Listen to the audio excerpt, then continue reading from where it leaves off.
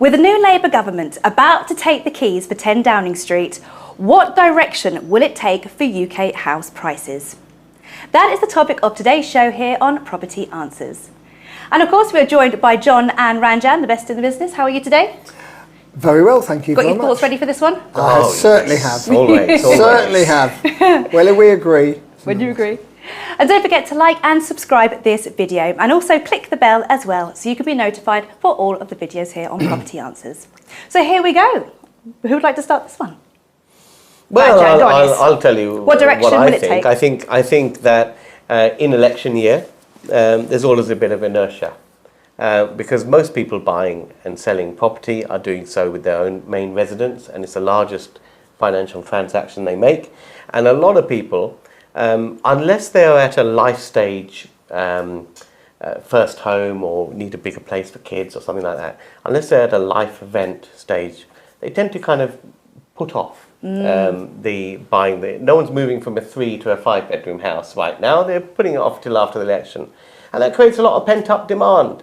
So once the new lot are in, they've got their feet under the table, I think there'll be a little bit of pent up demand in transactions in the system, and it'll all go again. Not a Labour voter by any chance, are you? Goodness me, Ranjan, that's a bit positive. I'm not a Labour voter, but people have to get on and move home. And you never heard of the word caution? You never heard of the word people are maybe concerned and worried about lots of different things under Labour government? I think ultimately the UK property market and house prices is driven by owner-occupiers, and there's no one talking about any taxes on principal private residences, so the CGT and all of that. It's not in their manifesto. I think it's highly unlikely. They would trample on so many people if they started saying that. Your home is your castle and all of that, and there's nothing onerous on there that's likely. So I think once the election's out the way, we've also got this thing where, I mean, the Conservatives are messed up on so many things, but they will, as usual, as in 1997, be handing the keys over to 10 Downing Street with the economy in reasonably good shape. Yeah. But the poll ratings and the popularity of the government doesn't reflect the condition of the economy. We've been through the worst. Inflation's low, interest rates are likely to come down, and that also, and wage price inflation is currently more than the general inflation, and all those things together with the pent-up demand should have a positive effect on house prices. There we go. Goodness me, how long did that take to answer the question? But let's get some facts. Let's get some facts about a Labour government. One, they love spending money. Yes. Which normally creates a bit of inflation. Inflation on the whole traditionally has been very good for the property market. It's certainly helped you, and it's certainly helped me. That's the first thing. The second thing is they will push wages up because they're already saying that certain people are on too low wages. But let me remind you that the minimum wage has gone up 37% in the last 4 years. That's a hell of a lot already. Yep. That's a hell of a lot. I know it's still not enough for people, but it's a hell of a lot. Last month, we completed 90,000 houses completed in the UK last month. That's up 10% on 2023 and up 5% from the month before in April. So the trend is upwards at the moment. But when Labour get in, there will be people who are concerned and worried about what's going to happen going forward. And anybody who is not committed to move, and I agree with you about when there's a general election, normally it causes apathy and people are cautious. If you've got a husband or wife or partners, life partners, I never know what's going on these days, but anyway, whatever sort of life partner you like to be, and one of you is cautious and the other wants to push on, the person who's cautious has got a very good argument for doing nothing. Oh, let's just wait and see what happens under a new government, this, that and the other. The only thing that's going to save the property market going forward is inflation.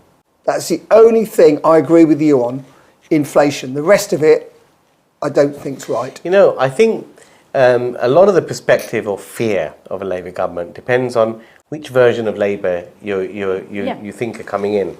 Now, when we had the last main election, I'm talking about Boris against Corbyn. There was clear blue water there.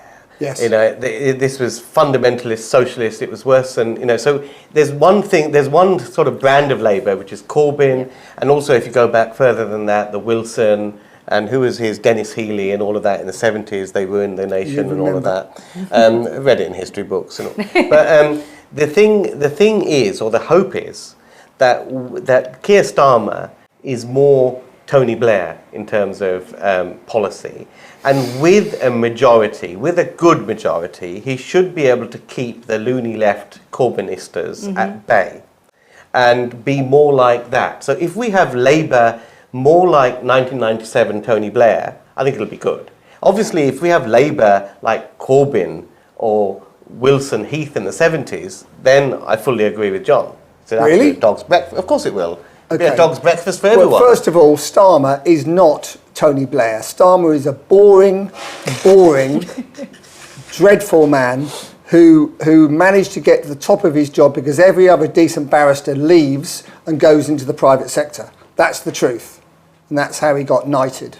God knows why. Everyone gets knighted if you get to that position. Do you know, by the way, for a boring man, you know the Bridget Jones diaries and all of that? Yes. The Darcy character Was based on him. Exactly. Was it? So it can't be that boring. Human rights lawyer, all of that. I cannot believe that. Oh, he's got a very good PR company, one or the other. Probably he's got a good PR company. Good agent. The other thing we've both missed out on saying, Ranjan, and we must say it, is interest rates. Because if the city get concerned about the city controls so much. They control so much, the city does. And the banks, and if they get nervous about what's going to happen, if Starmer tries to do things too quickly, for instance, which is what Liz Truss did, that I don't think they'll do that, but that could cause a problem. Are interest rates going to come down under a new Labour government? That is a great question, by the way. What's the answer, Ranjan? Who knows? I think they will. I think they will come down a smidgen, because a lot of the interest rate decisions in terms of the next quarter will be based on what's happening in Europe. The ECB have already indicated they may reduce rates before the Fed. The Fed is rumoured to do so. If those two are leading the charge, plus we've got the inflation at 2.3% to back it up, then there's no reason why we can't factor in another cut. I'm just very nervous about a Labour government and whether the Bank of England will hold on to that interest rate where it is for a bit longer, just to see what they do. To see what happens. Yeah. Just to see what they do. That would concern me. The last time we had a nutty Labour government, which was 1970s, the world was a different place. Yes. And economies and currencies weren't as intertwined as they are today. And I think that's why, because we had a lot of in the 1997 election, there was Tony Blair was portrayed on billboards on Conservative ads as having devil eyes with lasers coming out and all that sort of stuff. And it turned out that it was actually quite good for entrepreneurs. Yes. And I think part of he had a majority to keep the loony left at bay and implement the new Labour brand, but he also had the stick of the international banking system moderating what he can do. Otherwise, the currency is all to pot and interest rates are to pot. I think interest rates are so important because at the end of the day, there's 1.6 million people this year coming off fixed rate mortgages. Yeah.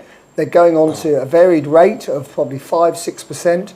Interesting, this last 6 weeks, a lot of the mortgage companies have actually put their rates up a little bit because they anticipated they would come down in June. I predicted June, so I got it wrong. I also predicted the November election, so what do I know? And I spoke to a couple of cabinet ministers, asked them. So they got it wrong as well. But I just think that interest rates are going to stay where they are for longer. I think there'll be a lot of very cautious people about this Labour government, and I think it's going to be a tough time in property to the end of the year.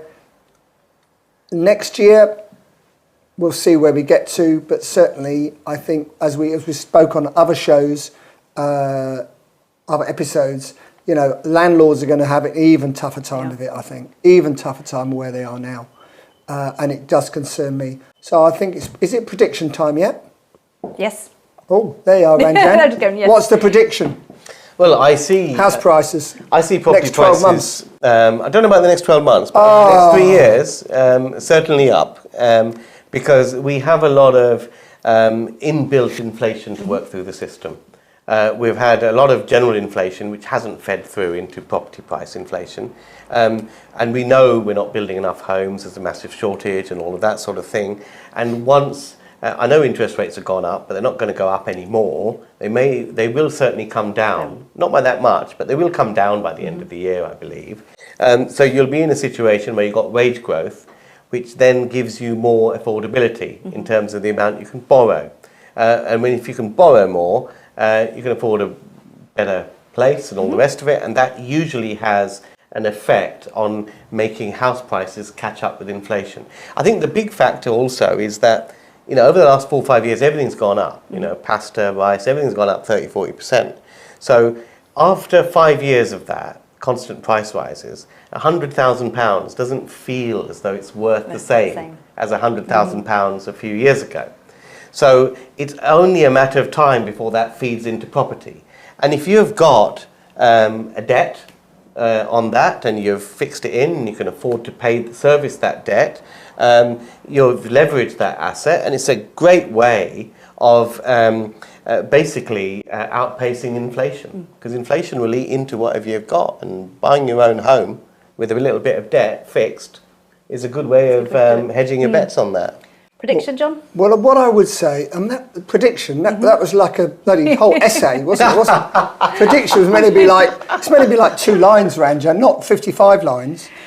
So here I go, 2 lines worth. Might be a bit more than 2 lines worth, because you've taken more than 2 lines No, worth. go for it. Okay, what I would say is that traditionally there's always been more inflation with Labour because they want to spend more. So I think in the long term, things will be fine. There's a shortage of housing, which is fine. One other thing we are forgetting, though, is that under Conservatism, there was the Help to Buy scheme. Now that isn't coming back anytime soon under Labour. There's no way that's coming back. That's the last thing they're going to do. So you've got to bear that in mind. In the last few years, that has supported housing developments to the tune of 700,000 people have taken up the Help to Buy scheme. So without that support and without government support, I think it's going to be fairly tough going forward. I see no price increase from now to the end of the year because I think people will be cautious. I see rates staying similar where they are for longer because I think, again, the Bank of England will be cautious. I think next year there'll be some growth. That's Brilliant. what I think. How about that? I think that's brilliant. Thank you. And do let us know what you think also, viewers, by leaving a comment below. I think the Help to Buy scheme, a lot of people have called it the Help to Sell scheme. It's largely helped big developers. What do you mean by that? In terms of being of value to actual owner-occupiers, it has it was a wonderful scheme ensnared a lot that of people. helped 700,000 buyers. How can you possibly say that? The Help to Buy scheme, there's been the other sorts of schemes they've had, shared ownership, have had dubious. Shared ownership is another issue which we could talk about again, but that needs to be tweaked to make it better. But certainly Help to Buy. Come on, 700,000 first-time buyers have been helped. I think amazing. On the other thing, on prices, I think property prices hopefully should be on the upward by the end of this year. But this fly in the ointment is this. I think when I compare this incoming government with the Tony Blair government, what the Tony Blair government had, which supported their spending wishes, was a growing economy. And they managed to sustain that growing economy. We don't have that. No. And I think the massive elephant in the room that hardly anyone talks about is we talk about GDP going up, and Jeremy Hunt gets very excited when he reports we've gone up 0.001% or whatever this quarter. But when you look at GDP per head, if you've got 700,000 people that have been added to the population last year, GDP per head has fallen. And GDP per head has fallen every year for the last 5 years. That's the massive elephant in the room about our economy. This government haven't been radical enough. We were all told there would be a mini budget in September to persuade people to vote Tory. He jumped the gun. He's having the election in July. Hasn't given anybody any chance. Crazy. It's crazy. So let's talk numbers then, John and Ranjan. What is going to happen percentage-wise and also to the price of UK property next year? What's some figures? I thought we'd get away with a waffly explanation. Clearly, you haven't The got one. waffle is good, but we need some numbers, we need some figures She's now. tough, isn't she? Come on, Ranjan, you go first. Well, I think... No. She just Figures. wants the figures. Yeah. This year, we're not going to see much. I mean, it's not going to go down 1%, something like that, because of the inertia and all Just of want that. All of figures. that. Next year, I think we'll Explain start it. to see some movement. Okay. For all the reasons I discussed earlier, 4 or 5%. But over the next 5-year period, I think we're looking at 20 to 25% growth. 20, 25%, okay. Let me put it very simply. No growth this year. Oh, interesting. And reasoning? Because people will be cautious. 1.6 million people coming off mortgages, fixed rate mortgage and so on. I know there's been a tiny bit of growth this year, but I think that will subside with the Labour government being in. Next year I can see perhaps 3% because of inflation, and over the next 5 years might get to 20%. There we go. Might get to 20%. Perfect. Well, there you have it. Thank you so much for tuning in to Property Answers and our election special. Don't forget, more videos will be here very soon.